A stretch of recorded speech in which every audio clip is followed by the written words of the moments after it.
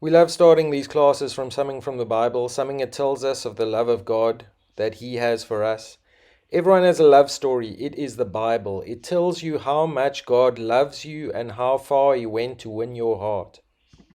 Look at this man interviewing these atheists. Now, an atheist is someone who says they do not believe God exists, and how he proves to them that God does exist. Very interesting story. Whoever built me, this is too much, too weird that it happened by accident. It didn't happen by accident. I don't feel that. Are you an atheist? Yes. Yes, I am. Yes. Yes. Yes, sir. Are you an atheist? I am. Yeah, I'm an atheist. Yes, I am. Alex, do you believe in God's existence? No, I do not. How long have you been an atheist? I would say probably since I was about 15 years old. So you don't believe in the existence of God? No, not really.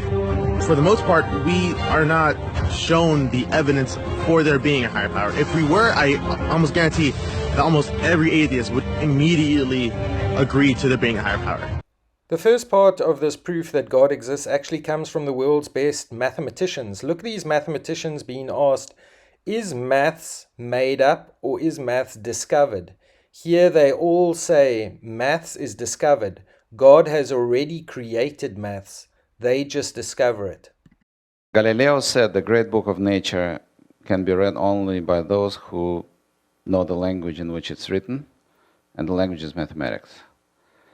And I wanted to ask the first question to all of you, which is the following. Is the mathematical world invented or discovered? I have the very strong sense that I'm discovering something, not inventing it. Certainly in my field, we suspect what's true long before we are able to prove it.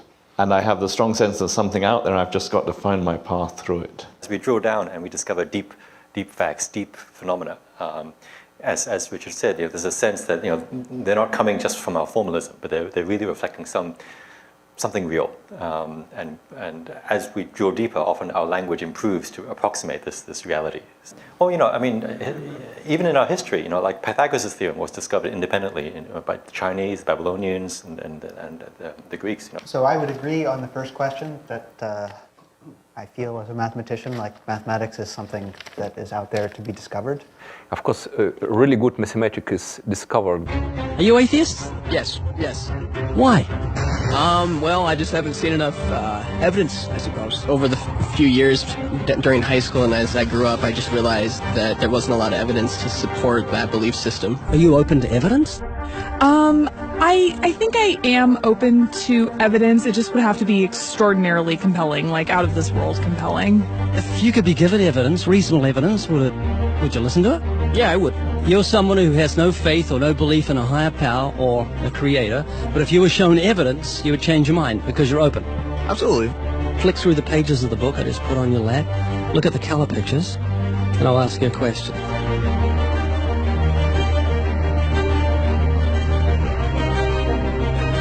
Do you believe that book could happen by accident, that nothing produced the color pictures in the book, that red, orange, yellow, green, blue, indigo, violet ink fell from the sky and formed itself into those beautiful pictures, and then black ink fell from the sky, or from nowhere, and formed itself into coherent words and sentences, capitals and periods and commas, making sense, page numbers fell from the sky, all in order, and then it bound itself and formed itself into a cover with artwork, and there we have a book. Obviously, intelligent design designed the book. Wouldn't that be correct? Yeah. Can you see where I'm going with this? Yeah. Tell me, what is DNA? What is it? Deoxyribonucleic acid? This is the secret language of DNA. This is the book of life. Instruction book for life. Yes.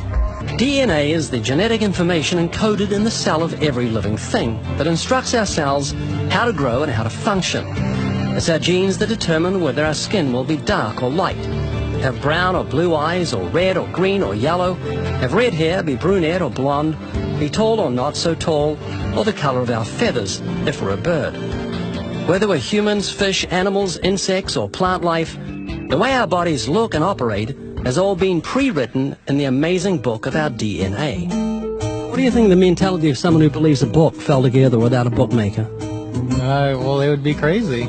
Do you think a book could make itself? No, I don't. Of course not. No. Utterly impossible. Yes.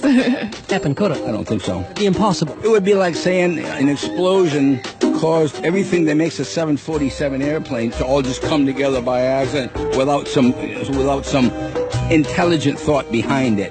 The point I'm trying to make is very simple. Book designer, bookmaker, DNA, intelligent designer. God. Does that make sense? Yes.